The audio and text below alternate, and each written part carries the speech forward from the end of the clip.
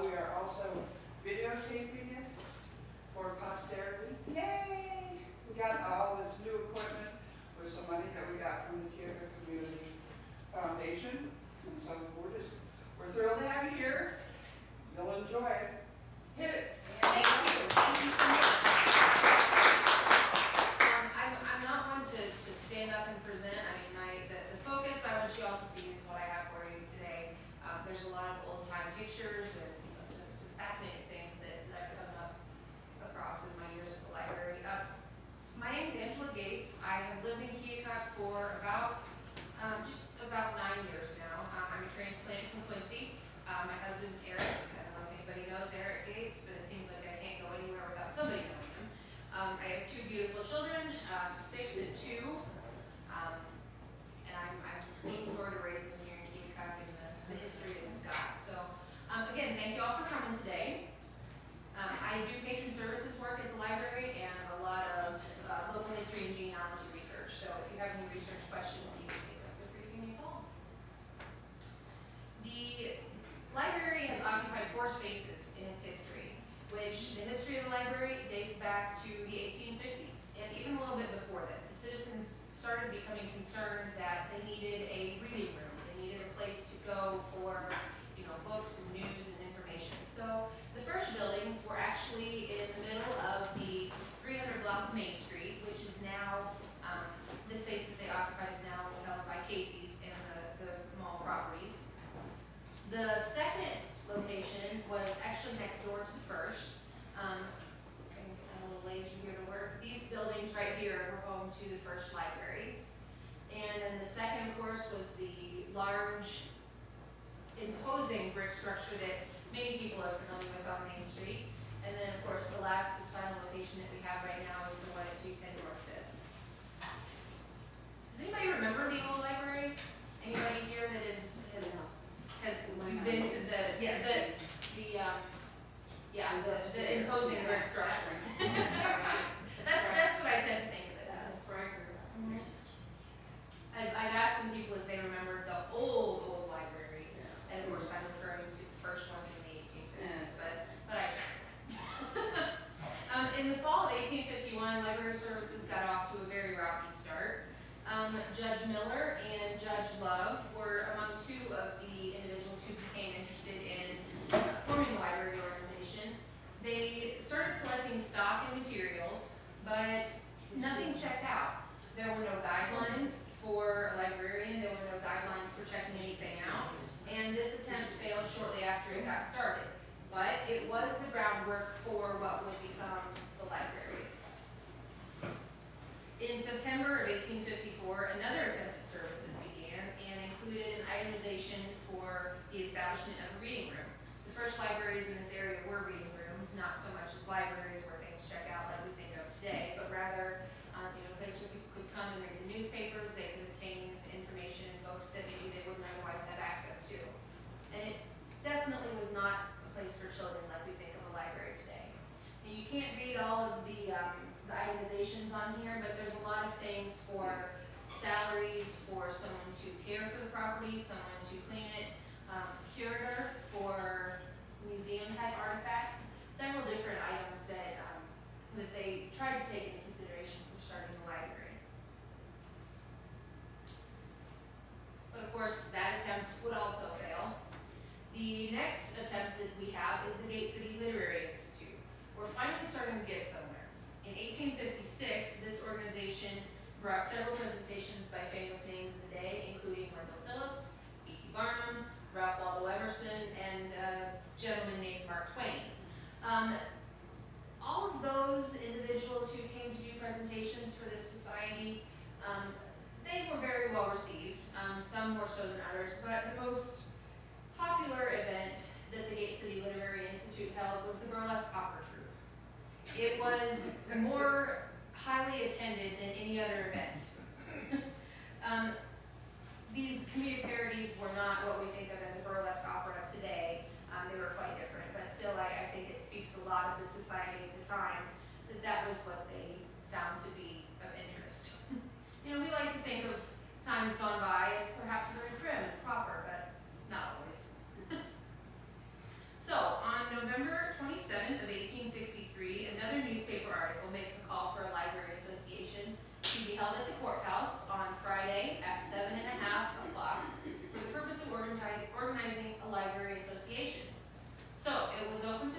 anyone could come, and it was headed by Reverend Willis G. Craig. An association was formed and committees were created. Stock was once again collected, and another meeting was to be held when they had collected $500 in stock. They did meet that goal of collecting $500 in stock, so they were able to move forward with the next steps of organizing the library. Mr. R.F. Bauer was a member of the first board of directors, and he would later go on to serve as president of the association. Patrick Gibbons, William Fulton, A. Hagney, Reverend George Thatcher, and J.L. Rice would be others on the board who would go on to serve in some capacity in the library's existence. The library would begin to rent the room above Yonkers in the middle of the south side of the 300 block of Main. This would later be named as 82 Main Street and would then become 310 Main Street as the numbers changed. It was about 35 by 25 feet. So the library was actually in the upper floor with the store being in the lower floor. This photo of Yonkers is from the 1860s, and the Yonkers building would later move to the corner of 5th and Main, which until the last few years had been occupied by Johnson Schmidt. We now have the Dam Museum in that building. So it's changed hands a couple of times, but for the most part, it was Yonkers through the majority of its history. I don't know if everybody in the back can see, but the Yonkers sign is right here. So this would be looking down Main Street. This cigar shop you can kind of see in one of the other photos that I've got here. The library opened for business on June 1st, 1864, and held 2,479 items, including books, periodicals, historical artifacts, and numerous curiosities. But once again, there were no items being checked out as there were no guidelines for circulation. They didn't have, they didn't have a librarian ready to say, you can check this out, you can't check this out. Of course, no patron registrations the way we do today. They had many books of high quality, so maybe it was a good thing that they were, restricted to keeping them in the library. This newspaper is actually a sample copy from December 22nd, 1864, in the New York Herald. I believe the library received the New York Herald, so it's very possible that this library actually had a copy of this particular issue. The library moved in May of 1865 after they outgrew the space in Yonkers, the 35 by 25 foot section of space. The new hall was a little bit bigger at 79 by 25 and was above George C. Anderson's bank. The blue building here is George Anderson's bank, and the library would have been most likely on the upper floor. The red building is the original Yonkers building, and then over here is that cigar shop that I was talking about. That was 300 or 500. 300 block. So this would be kind of the block where Casey's is right now. J.L. Rice died on August 21st, 1879. You might remember that name as one of the earliest board of directors members. He was 48 years old at the time of his death, and at the time of his death, his will stated that the library was to receive $10,000 toward a new library. I can't recall the exact calculations of how much that translates to in current figures, but it's a lot. It was a tremendous gift for the library, and his will specified that the building was to be centrally located. He wanted to have the building on Main Street so that it could be used for business purposes in the lower level, and the library to be on the upper level. Businesses below, of course, would support some of the expenses that the library would have, and it would be available to citizens as they were going about their business downtown. Subscriptions and donations raised an additional $10,000, and the association came up short by $5,000. H.C. Hughescamp loaned the association the money to be repaid over a course of 10 years with no interest. So again, a tremendous gift given to the library and the citizens of Keokuk. In the process of determining locations for the library, many possible sites were discussed. This particular piece was written dated Saturday, July 31st, 1880. I won't read you the entire thing. You can catch bits and pieces of it, but I would like to mention one part. The alley in that locality is notorious and very unsavory in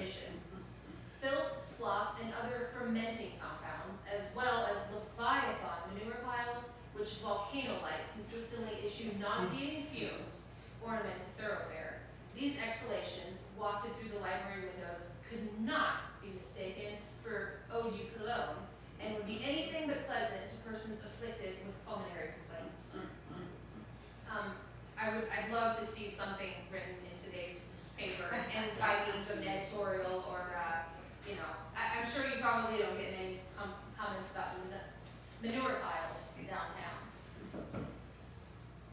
But despite protests, the building did move forward. The cornerstone was laid by George Van Son, the Grand Master of Iowa Masons, on July 4th, 1881. The cornerstone from that building now rests on the lawn next to the library. If you've ever gone into the library to drop off a book at the book drop, little book drop depository is over here, and just right across the alley is the cornerstone here. You will notice that it says 5881 as the year. The 5881 is actually a translation from the Masonic organization, meaning Anno Lucius, which means the year of light. If you add 4,000 years to the current year, you will get Anno Lucius, the year of light. So whatever the current year is, add 4,000 to get that date, and that's how they came up with 5881 as the year on the cornerstone. Took some investigation to figure that out. We couldn't quite figure out why the 5881 was in place.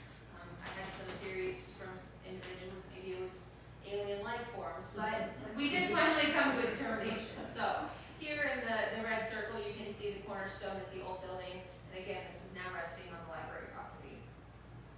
Angela, Yes. anybody ever open that stone? Absolutely. Right here, I've got some fabulous examples of that. And when I was talking to Sue, she did mention, she was curious about where some of these artifacts were kept. We do have a file of the items from the cornerstone at the library. It's kept in the safe room, so if anyone's curious about any of the other items that were in the cornerstone, we do have those available to be looked at. But this particular card here is a business card from H.M. Laurie. This card, actual size, is probably about this big. So it's really astonishing to me to be able to look at this card and think the printing processes that they had in that day, that they cut it into this leaf, the precision that they had for these little cards is just amazing. If you've ever been to a doctor or a dentist, you have no doubt received one of these little reminder cards. They had them back then too. And they asked you to be prompt so that your appointment may not interfere with that of another.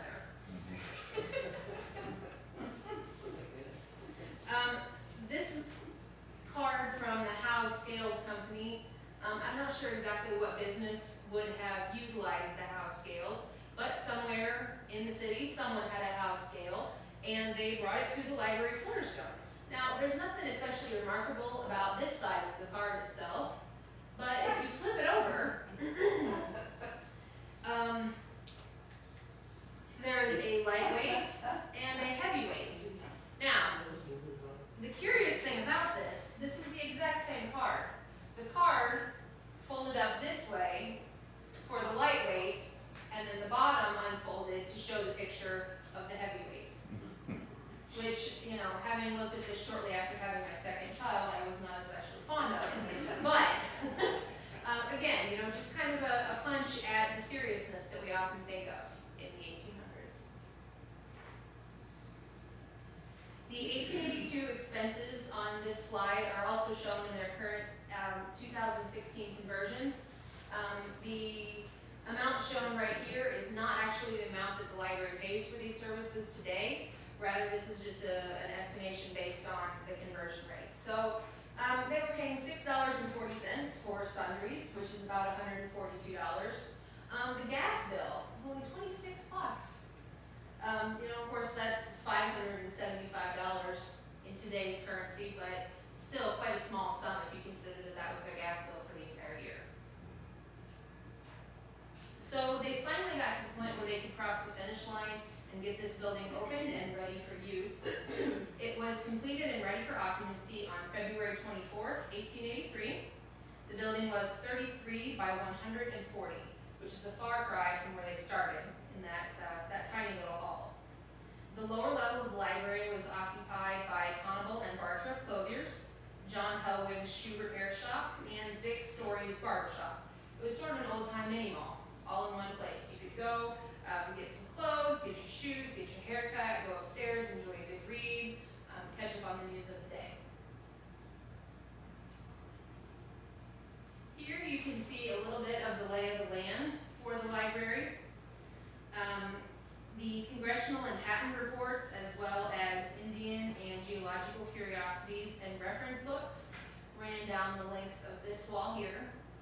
So it was sort of a display wall. The public documents and general circulation materials were running across the front, which this would have been the Main Street side of the building. Newspapers, stoves, and reading tables were in the middle of the room, and the entrance was actually in the back corner down here. So the entrance to the library was actually at the alley on the third side, on the street side instead of on the Main Street side. In 1894, the legislature passed an act to stimulate new public libraries and to promote those that were already in existence. The will of J.L. Rice actually prohibited the sale of the library directly to the city, so the Library Association could not sell it directly to Keokuk. A vote by the general public was taken to lease the building to the city at a cost of $1,500 per year. This passed on April 2nd, 1894, and at that time the library held 9,370 volumes. On July 16th of 1894, the lease was accepted by the city and the Keokuk Public Library was born. So it has been 120 years. Is that right? Yes. Since the library was established as a free public library. Pardon me, Angela. At this point, are we talking about a lending library, or is it still a come in and read? At this point, they were able to lend out some items. They had finally established some guidelines for library, and they had finally established some guidelines for circulation. I'm not familiar with the fine structure at the time, if there was one, but yeah, they were able to lend items out. John Craig took office shortly after the establishment of the Free Public Library and served as was known as the longest serving board president until his death in February of 1936. There's a couple of photographs that we have of John Craig at the library, and we're very glad to have had him serving on the board for as long as he did. He brought a lot of amazing things to the library. These views of the old library and the current Main Street location are looking southward toward what would have been the library's location. You can see the Judge Curtis statue. Here is the library, the front Main Street side of the library. And then this would be 3rd Street and Main Street here with the river on that side. Again, the exact same view. It looks quite a bit different. A little bit bittersweet to see. I mean, there's been a lot of change in that area. These views, if you've been to the old library, you may recognize some of these. This is the 2nd floor reading room at the library. This middle table that you see right here is actually still at our library. This is it in the lower level. We use it for some storage. We use it for projects that we have in the basement. It's still in use. It's been a good table. Here you can see another view of the 3rd Main Library. Come on in, have a seat. Thank you. Glad to have you. This interior of the 3rd Main Library, you can see the portrait of Mark Twain here in the center. We still have the portrait of Mark Twain, actually. It is over in the youth services area. There's a couple of study carrels over on the side of the library. It's just above those study carrels. You can also see a little book cart right here. We still have that in service at the current library. And I'm not sure which one of the chairs it was, but just the other day I sat in one when I was in talking with Emily about some new things at the library that we have coming up. So a lot of the features that we had at the old library at 3rd and Main, we are still using and keeping them, they work very well. They were built to last, so we're glad to have those also. Here's another view of the library, and you might remember the old card catalogs. I may be a young individual, but I do still remember card catalogs. We have them growing up in school, and I'm very fond of them. The only part I'm not so fond of is if you get a hold of it and pull it out too fast, and the whole drawer snaps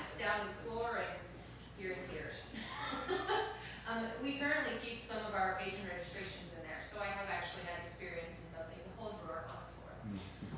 Again, you can see that green top table. It would be one of these two here. I'm not sure which one. Children's services at the public library were actually started through a tradition that began with Miss Ann Whitmire. She started a free school in Keokuk, and she had over 200 children in attendance. She ordered $30 worth of books on credit for these school children, and the father of Mrs. William Worth Belknap overheard the transaction, and he insisted on paying for the books. After that, the tradition was started that books for the children and youth services books were given through donation and sponsorships, which is a tradition that we still carry on today. A lot of the summer reading program activities, a lot of the children's books are given as memorials. They're given by local businesses, and it's a great way for the communities to support the reading efforts and especially youth literacy at the library. Here you can see a little bit of the 3rd and Main Library's youth services area. They had a variety of books back in the alcove once it was started.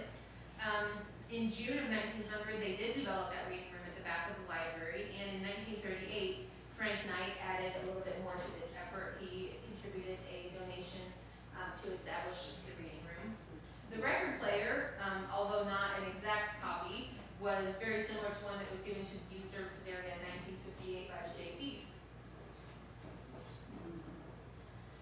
In 1878, Western Union began to be housed at the Keokuk Library on the main floor, and in July of 1957, Western Union moved out of the first floor.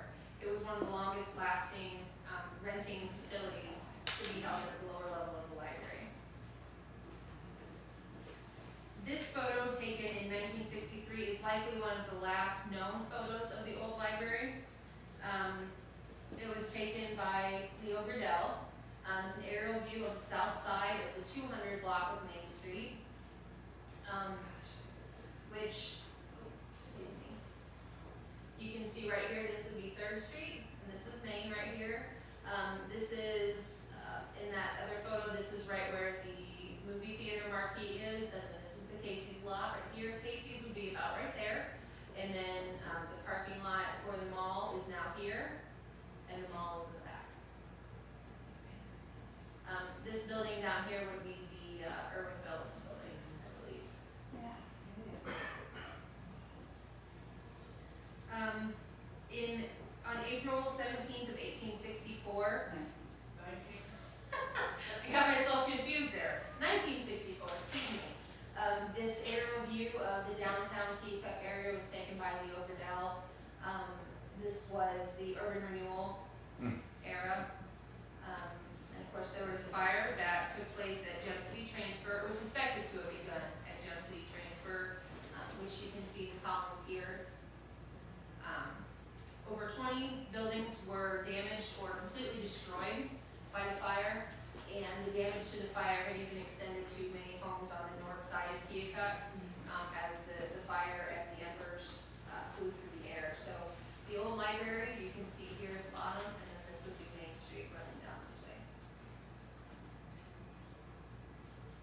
The demolition of the 3rd and Main Library began in 1965. Tanya and I have had many discussions about this photo, and we finally came to the conclusion that it seems to have been taken from the alley across 3rd Street. So here's the back corner of the old library. This would be the entrance to the library here. This is the alley, and 3rd Street running this way, and Main Street running here. So you can kind of get an idea of the length of the library building as it ran along 3rd Street. Angela, where did that fire start? It was suspected to have been at Gem City Transfer. Thank you. I know there's a lot of discussion still about that fire, a lot of suspicions, a lot of questions, but as best they can tell, it was begun at Gem City Transfer. And I don't know that they ever determined the cause, other than an explosion. This comparison is from 1950s downtown Main Street to the 2000s Main Street as shown by Google Maps. The library would be here, and this is the hotel, and you can kind of see the same shape, same outline here, so the library would have been located right here. That is currently the marquee for the movie theater. So next time you drive down Main Street, you can kind of put together exactly where that location would have been. But you can see that so much of the landscape of downtown Keokuk has changed as the years go by. I'm not terribly fond of this slide. I think it speaks a lot about the history of our town, that the downtown area has changed so very, very much. The Irwin Phillips building, you can see that would have been right here. You can kind of see the sidewalk going down to the riverfront. You can see the terrace here, which I believe would have been about right there. You know, there's just several buildings that we've lost in the downtown area, either due to fire, damage, you know, sometimes vandalism, you know, of course the whole urban renewal situation. It's just been a very big change in 50 years. We start to see the Keokuk Library take shape, the new Keokuk Library take shape in the late 1950s. They started talking about organizing a new library building. The old library was thought to be antiquated and was considered inaccessible for elderly and handicapped patrons. So even in the 1950s, long before the ADA movement and the legal issues that we have worked with today, you know, we started to see people in the area thinking that, you know, the building needed to become more accessible to people of all ages. So once again, the Hughescamp family began a fund with about a third of the total cost that was needed for the library.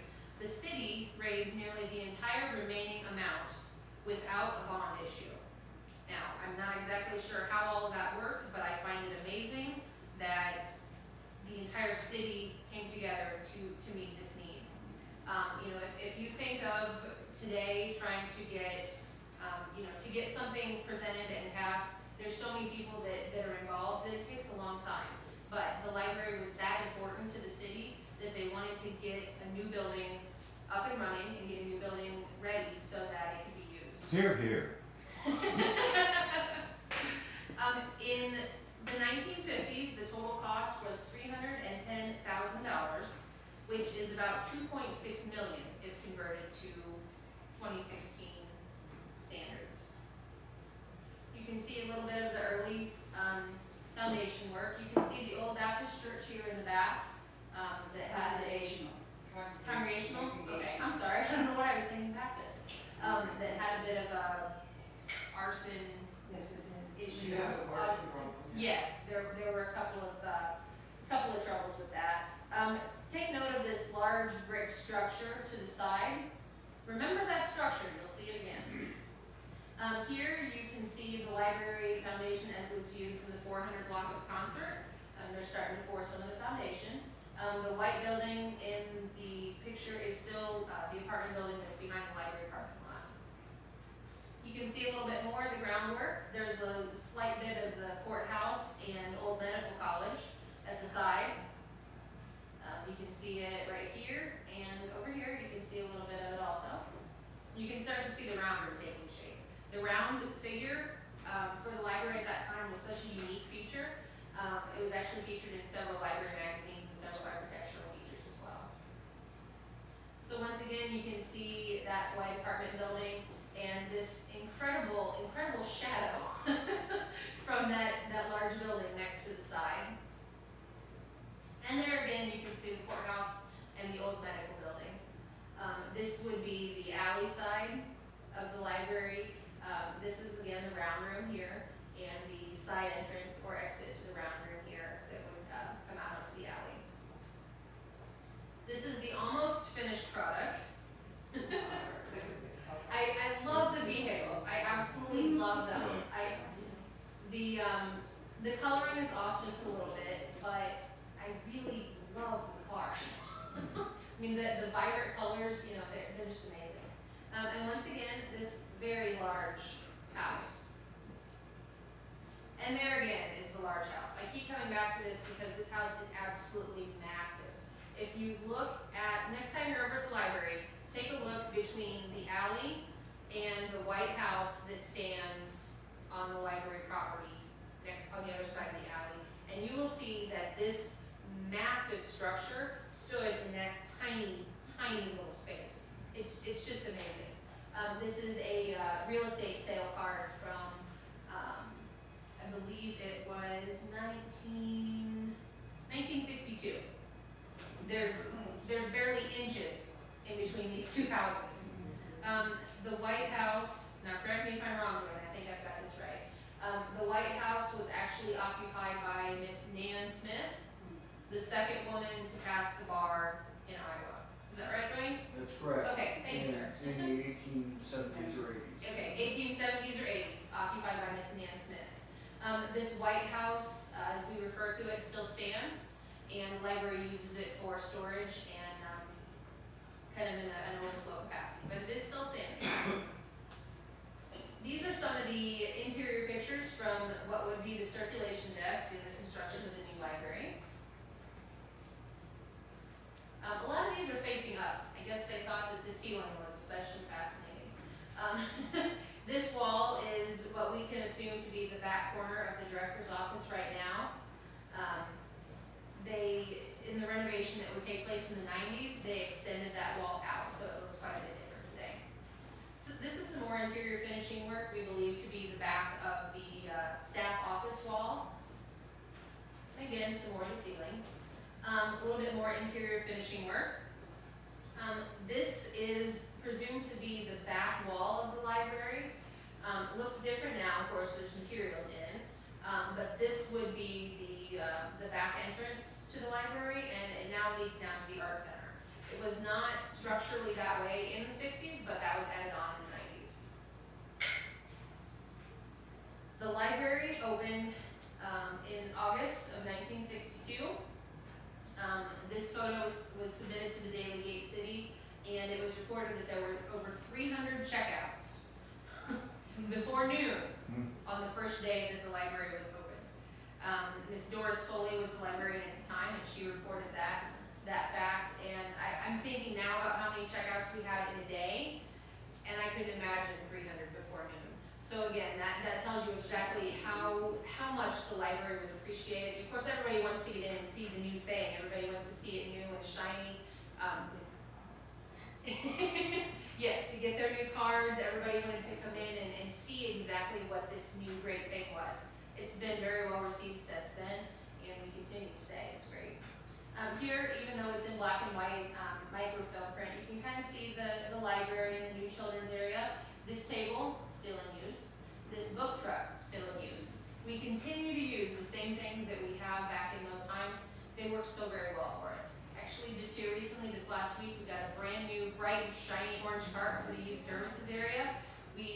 On a daily basis, we have so many kids' books circulating.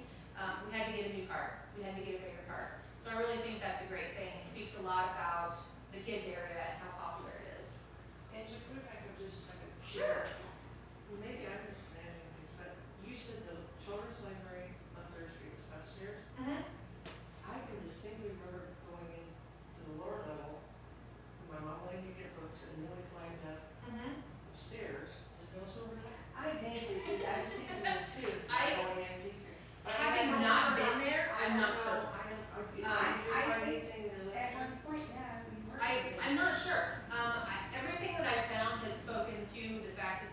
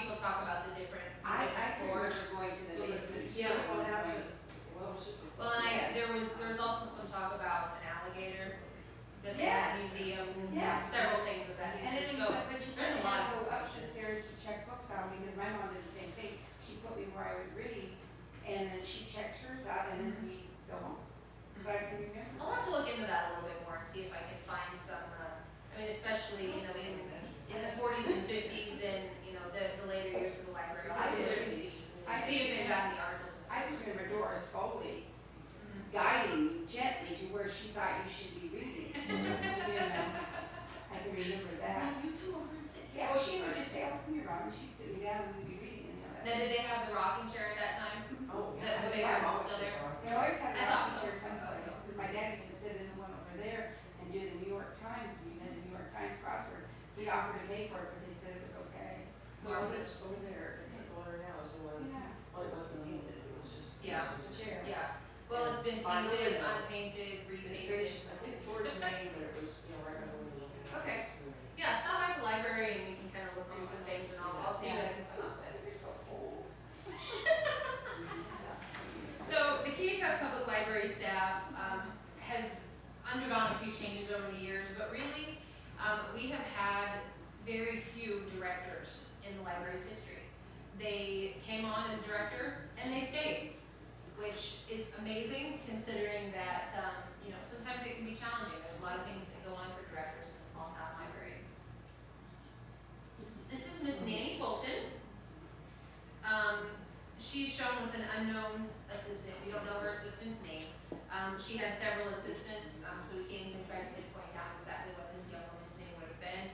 Nanny Fulton served as the library's director from 1897 until 1947. So 50 years this woman served as the library's director. Before Miss Fulton, Otto Lyman and Andrew Lefebvre served as early librarians. There were some other individuals that held a position in the early years of the library when things were just getting started. But really, there's been very few directors. Carl Kadash Jr. and Lillian Frischnecht served after Nanny Fulton's terms of service were over. They were there until 1956. Doris Foley took over the position in 1956 and served the library until the early 70s. In this photo, she holds a bill of fare for the Ivans House, which was dated 1956. She was wonderful. I had a hard time finding out biographical information for these librarians. They're very difficult people to track down. She was wonderful. So remind me to write my biography so people can learn about me when I'm gone. Shirley Dick is probably one of the librarians that many people remember. She served the library for 22 years. Prior to coming to the library, Ms. Dick served as the director of the Keokuk Area Library in 1967 and then was the director of the library through 1997. During Ms. Dick's years at the library became automated. We got to a point where we could put the barcodes on things and we could check things out, and you know, circulation was so much easier. Don Tillett was also a director between Doris Foley and between Doris and Shirley. Miss Emily Lawmeyer was named as the head librarian and served from 1998 until 2006.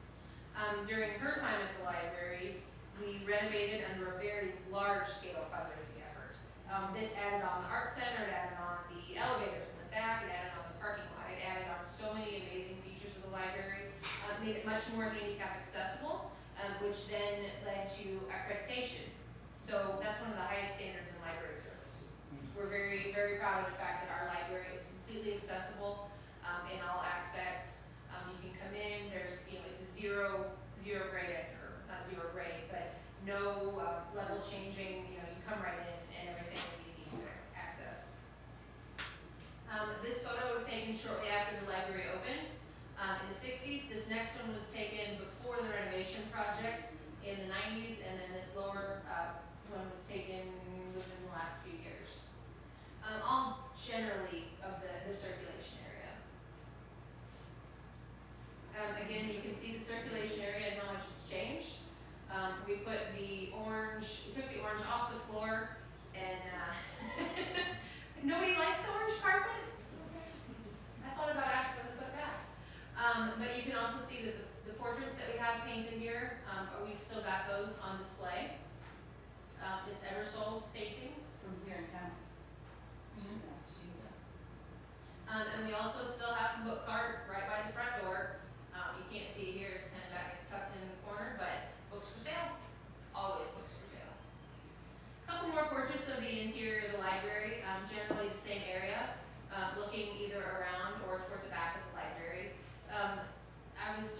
to sue within the last couple of days about the amount of display and image content. In this older portrait, or photo, you can't really see much. It's pretty stark. You know, in the next one, we've got a little bit more welcoming environment. Now, of course, everything has pictures and everything's in color and everything is very vibrant. Much different situation when you come into the library. Here is our current library staff. This was taken in 2014 at the reading of the proclamation. In this photo, left to right is Mindy, Monica, Terry, Emily, myself, Tammy, and Tanya. So we have Terry, Tammy, Tanya, Mindy, Monica, Angela, and Emily. So we try not to get the names confused, but I find myself calling my coworkers the wrong name all the time. Pop quiz, there's an 8th person in this photograph. Can anyone find it? There's a tiny little person right in here. This was taken right before I had my daughter Lauren in 2014. The Keokuk Area Library was an effort between the Iowa and Illinois libraries to bring services to both states. The Mississippi Valley Film Cooperative also established video access for these collections, and Keokuk Area Library ended in the mid-70s when Shirley Day became the director of the library. So this was kind of one of the first opportunities for interlibrary loan, the first opportunities for borrowing between different libraries. And we're also starting to get into the audiovisual era, where we've got VHS, eventually to become DVDs. Regional library cards were an extension of the Keokuk Area Library Association. Patrons could borrow materials from Iowa, Illinois, Missouri. Unfortunately, reciprocal borrowing did end at the close of 2015 basically due to tax regulations, cross state lines borrowing. Out-of-state residents are now able to purchase a card for $50 per year. We've had a lot of ups and downs with the regional library card and the interlibrary loan. So I have a question, because I may have steered several children wrong, that's your teaching. But our children from Donaldson's library cannot come into the Keokuk Library and check out books. If a child is from, if they have an in-city address for Donaldson, Montrose, West Point, or Fort Madison, they can come to Keokuk with their city card for their city, and we can get them a Keokuk card. If they have a 2400 350th Avenue card for whatever, they can come in, we can get them a card based on rural Lee County. So really, anybody in Lee County is still able to come in and get a card. The library's collection has grown from 7,000 volumes to 50,000, and now is at about 38,000. We do add and withdraw books based on current interest, based on relevancy. The current number is not including downloadable content. We've got about 23,000 downloadable books. That's audio, that's ebooks, picture books for kids. We've got those also. We have a total of over 60,000 items that you can borrow from the library at any time. Fine, everything is fine. People love to talk about the library fines. The library has not raised its fine rate since 1976, I believe it is. This is the 40th anniversary of the 10-cent library fine. They raised it in 1976 from 2 cents per day to 10 cents per day, which is still where it holds. DVDs are fined at $1 per item, and CDs and cake pans for 25 cents. Still, in my mind, a pretty fair rate for borrowing materials. As long as you bring them back, they're perfectly free. Automatic renewal recently began, and automatic renewal has actually decreased the number of patron fines. As long as there's no holds on your account, as long as you're in good standing, and as long as there's no one waiting for the title, your book will renew twice before fines begin to accrue. All we ask is that you call the library to make sure that you don't have any of those circumstances that prevent it from renewing. Otherwise you might accrue a fine, but generally not. So in 2014, we marked 150 years of library service in Keokuk and 120 years of service as a public library.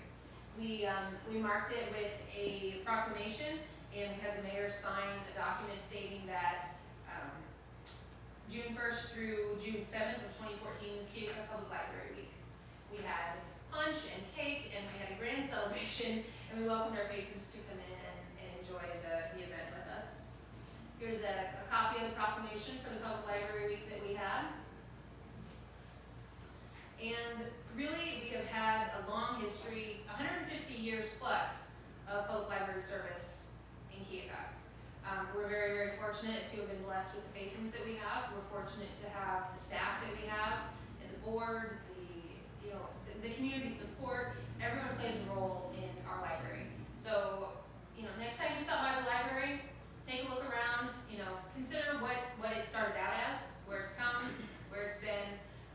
If you have any memories of the old library, we'd love to hear about them. We'd love to have you fill out a card. We're kind of trying to get a memory card box, because memories fade. They fade very quickly sometimes. So if you have any memories of the old library, we'd love to hear about them, especially if you have photos. We'd love to see them. We don't have any, too many beyond what you've seen here. So if you have any photos of the old library, we'd absolutely love to see them. Again, thank you all so much for being part of the library tradition. I see many library patrons here, many people who support our library also. Next time you're in, stop by and say hello. I will be more than happy to see you. Does anybody have any questions about the library? I don't want to claim to know everything about it, but I'll do what I can. Yes, sir, you in the back. Hi, we way in the back. You mentioned the first library was, I thought 25 by 35 feet. I just wanted to point out that the parlors which we're in are about 22 by 44 feet. So Okay. we have maybe a little narrower, maybe Yes. a little longer, but what we have here in space-wise is pretty much the first library. And how many volumes was that again? About 2,500, I think. Yeah, picture Yeah. 2,500 books in these two Yes. parlors. Yeah. Yeah, put 2,500 books in this room, and and then also add in some of the huge furniture that would have been around at the time. Throw in a few periodicals, some pretty much kind of the same setup that we have here, and then put books on top of it. So Angela, I Yes, just want to dear. say, I grew up in the Keokuk library system from the time I can remember my parents would take me. And taught for 41 years, used this library extensively. We are so fortunate to have this. It is a jewel, because a lot of communities our size yes, do not have one like this. This is, and the staff, I mean, it is, I've used it for a tutoring lab. I've used it for many different things. absolutely. It needs to be brought out in the community every day, because it is wonderful. And you're very fortunate. And you guys do such a lovely job, especially the children. I could go in the children's one myself, yes. just because, I sit and talk. Yeah, I had students that go there, and I'll see them, and I'll just have to go sit and read to them. So yeah, we have a great youth services program, Yeah, and the summer reading program. We had over 300 children registered this year. Yeah, it was dynamic.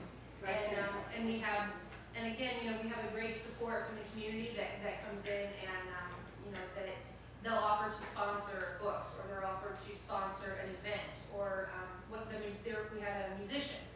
We had the summer reading program pool party. We have all these different things and different events, and they have to be sponsored. Or someone has to, sometimes we have to find a way to bring them to the community. So we're very, very appreciative of everything that library receives because of our patrons. So Nor are you, because it is a wonderful, wonderful thing. we hear that often. People come into the library and they say, "You have a wonderful library here." I say, we haven't remodeled since the mid-90s, but it looks great because we did it right.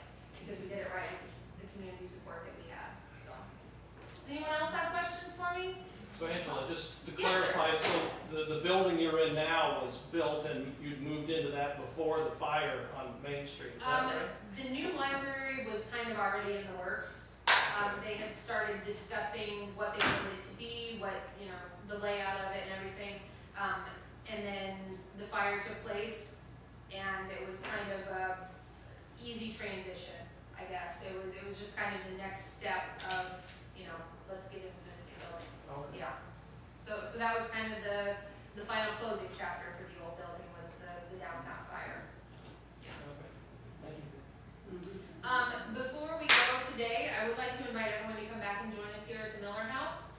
Saturday, September 24th at 2 o'clock. We have Irene, I'm terrible with her last names, Tukuafu, I believe. Irene Tukuafu will be presenting on harps, psalters, and dulcimers. So if you have any musical inclination at all, or you're more interested in hearing about those,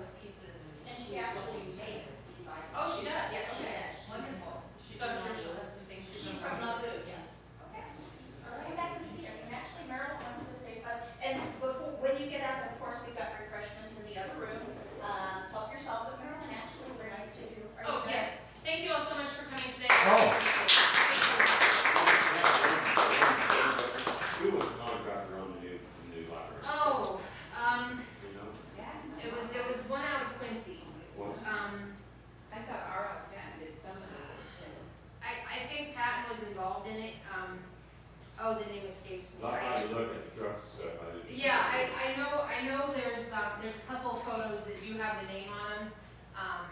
I'll have to look that up. I know it, and as soon as I see it, I'll think, yep, that's it. It was a Quincy firm, I believe, and